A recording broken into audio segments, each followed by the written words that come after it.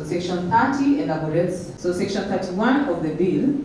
NIGIKARO kia mwanya muoroto wake ari guthondeka weru watho uria utongoragia KEBS mirutire-ini yayo ya wira thutha wa watho uria makoretwo makihuthira kuoneka ukihitukwo ni mahinda muno. 54 requires manufacturers and importers to pay costs in country. Kamiti ya JLAC ire tongoragio ni MUMBUNGE MURUGARA NIGITE na GIIKARO na RUHONGE rwa WAGIRIRU wa INDO rwa KEBS kumurika weru watho uria makoretwo makihuthira niguo gukana watho wa mahinda maya na uria ugutongoria KEBS kwa itena ria miaka 50. Actually, the bill seeks to repeal the old Standards Act and enact a new Standards Act.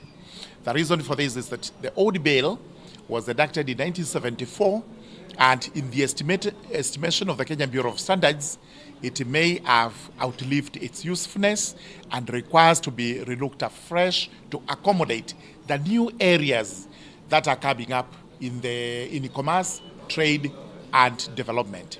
Thegia gukorwo riendekithia riri ria watho rivatie gukorwo rungu rwa kamiti ya wonjoria. MURUGARA oigite JLAC irateithiriria KEBS hari guthondeka watho uria gutwarana na gatiba ya bururi mbere ya utemanitio kuri ndudu ya maminista na bunge ya bururi. KEBS kiuga watho uria marahuthira ni umekirite kiana hari mirutire yao ya wira. One of the things is that we are looking at a bill that will serve us in the next 50 years or more, because the current bill has been there for over 50 years, and we want a law that will be able to protect the consumers, a law that will be able to help Kenya Bureau of Standards do its mandate in terms of consumer protection and regulation of the industry. There will be a second public participation.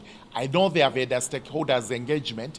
We will also do another stakeholders engagement and public participation to ensure that the bill is in compliance with all the constitutional requirements regarding the formulation, enactment of a law. In matters of consumer protection, KEBS is there to ensure it happens.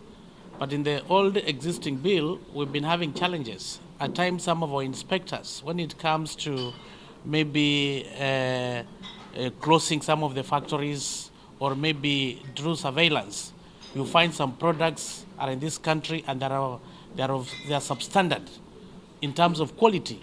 KEBS cannot be able to carry out its mandate.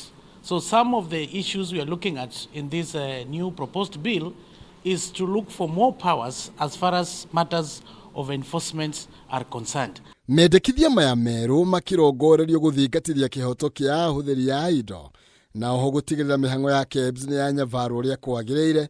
KEBS kiheo hinya wa gukinyaniria wagiriru wa indo itiganite kuringana na mahinda maya.